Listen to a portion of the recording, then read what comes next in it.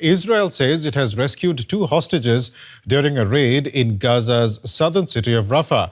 The men, aged 60 and 70, are reportedly in stable condition and have been taken to a hospital near Tel Aviv. Israel says the hostages were freed as its forces carried out overnight strikes in Rafah. Hamas-run health authorities say at least 48 people were killed.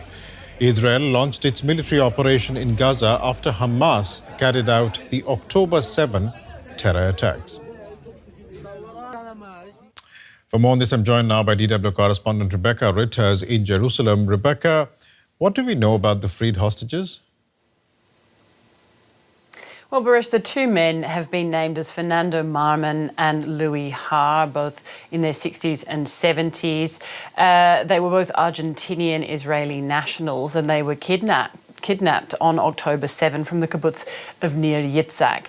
They were also kidnapped with some of their family members. They were released in the November hostage exchange, and now these 2 men were rescued overnight. They've been taken to a hospital near Tel Aviv. Family members who have been in contact with them say the men were thin and pale, but otherwise looked relatively okay, in good condition. They will, of course, be completely medically checked and go through the processes now that is standard for any hostage release.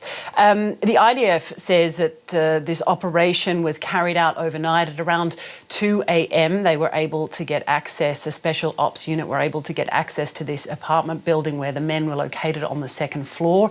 According to the Israeli military, they said it was a highly specialized operation and that it was done on credible intelligence, and that they had in fact been waiting for some time for the conditions to be right to carry out this operation, that they had intelligence about the whereabouts of these 2 men for some time, but just were waiting for that right moment to be able to carry out this operation. There are also reports of airstrikes that the Israeli forces conducted. Was that in support of this rescue mission? Well, the Israeli military is saying that these airstrikes were needed to be carried out in order to provide cover for this special operation. We're hearing more than a dozen airstrikes were carried out. And as you were reporting, the Hamas-run health ministry putting the number of casualties at 37. We're also hearing reports from a hospital with a lower casualty figure, and hearing as well that Hamas saying that the number could be much higher. So definitely a very intense operation. From all reports that we're hearing, eyewitness reports and video that we're seeing posted on social media, there was an ensuing panic. Some people reporting that they thought that the ground operation had begun and was underway and were trying to find cover. We see women with children running, trying to escape. Now, more than 1 million people are sheltering in this small southern city. That's on top of the some 300,000 people that were already living there when this operation began. So at 1.3 million minimum, and they're running out of places to go. Many of them have been displaced several times. The conditions in that city are horrific by all accounts and getting worse. People warning that any ground operation would see a humanitarian catastrophe. So certainly some dire situation, a very terrifying situation for civilians sheltering there overnight. But the Israeli military saying that they needed to carry out this operation in order to be able to rescue these hostages. We'll leave it there for the time being, but thanks so much for joining us now. Rebecca Ritters from Jerusalem. And for the wider implications of that operation, I'm joined now by Mike Martin, a former British Army officer and security analyst at King's College, London. Good morning, Mike. Are the overnight airstrikes in Rafah the start of military operations there, would you say?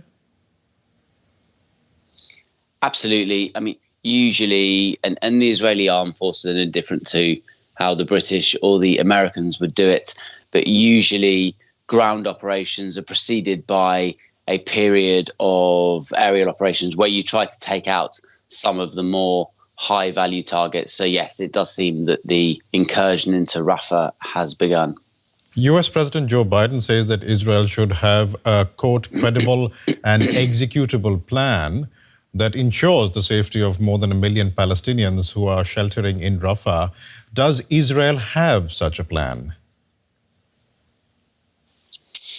I can't speak to what's going on inside the Israeli government, but I can speak to the fact that it's almost impossible to have a plan where you have 1 million people, as you've just said, but also cramped into a very, very small area. And these people have left other areas in Gaza, fled for safety in Rafah, and they're up against, of course, Rafah is the Egyptian border, so they can't go any further south. It's very, very difficult if you're doing the kind of operations that Israel has been doing so far.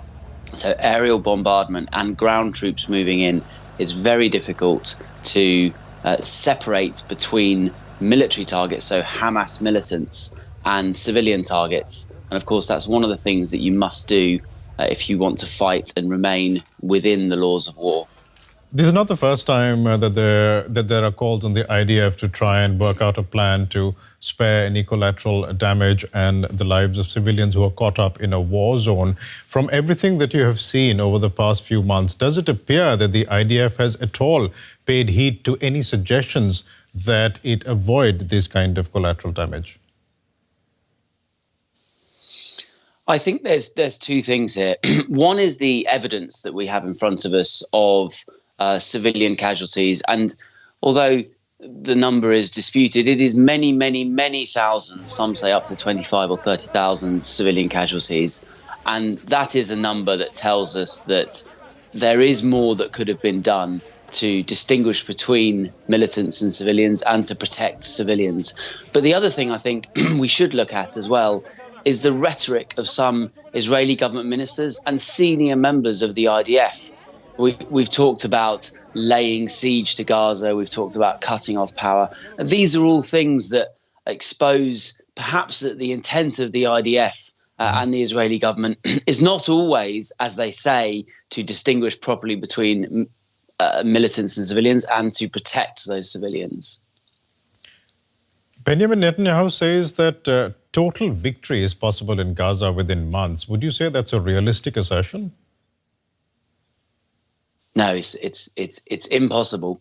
The Israeli government has set itself two targets. One is to destroy Hamas, quote unquote, and the other is to free all the hostages. Well, the period that we had the most hostages released was when there was a ceasefire.